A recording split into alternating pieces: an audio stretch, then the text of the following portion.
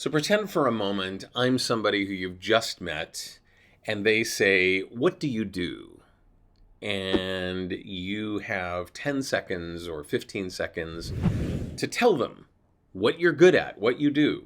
And I'm wondering how you arrived there and whether or not you might be limiting yourself there. Let's talk about your circle of competence in this episode of the VO Heroes podcast.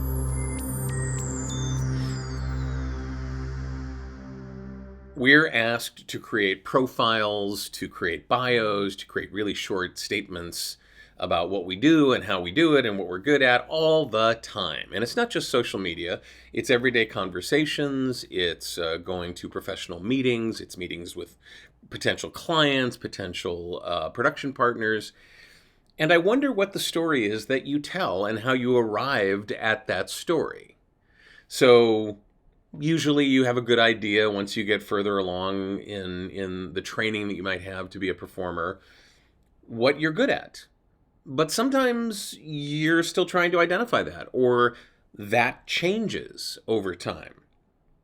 I certainly couldn't say early in my career that I was competent at being an on-camera actor because I wasn't one yet, but then I was, and then I became one. So the question is, what is your circle of competence? That's the phrase that's used in business. What are you good at? When somebody thinks, oh, I got to get this done, who do I talk to? Aha, this person. And they can identify you immediately. Now, how did you arrive at that? Was it listening to what others say you're good at? Was it you deciding what you're good at? The reason I bring this up is that sometimes we limit ourselves in the interests of brevity or in the interests of not wanting to take up too much stage time, and also trying to avoid smartly the idea of being everything to everyone. So we create this circle of competence. And one mistake that I see people making all the time is that they unnecessarily limit that circle of competence. Here's a great example.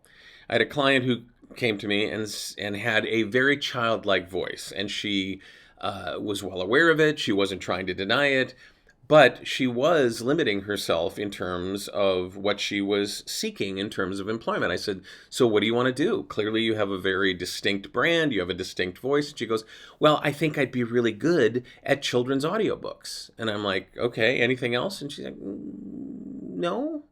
I'm like, well, what about the times when an animation piece might need kids' voices? Oh, yeah, that too. So children's audiobooks and animation. Yeah, okay. Animation's a little bit difficult to get into. You'd have to work on that a little bit, but a little bit of an expansion. And I said, and what about commercials that sometimes need that for either voiceover or as characters or whatever? You know, commercials sometimes need childlike voices that aren't kids.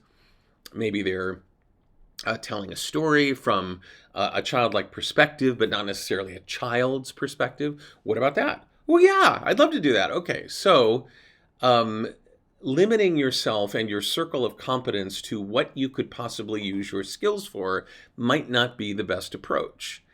Just in general, knowing your circle of competence and knowing what it could expand to is a really interesting exercise, because we can't safely predict what we're going to be able to do in the future once we've gotten training, once we've gotten experience, once we've introduced ourselves and become familiar with new tools and new systems.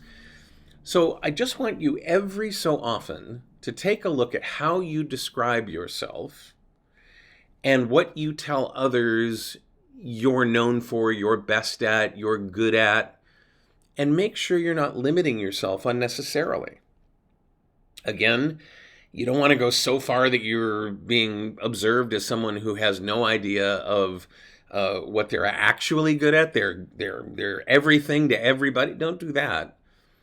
But also don't unnecessarily limit your circle of competence to just those things that maybe other people have told you or that you have told yourself.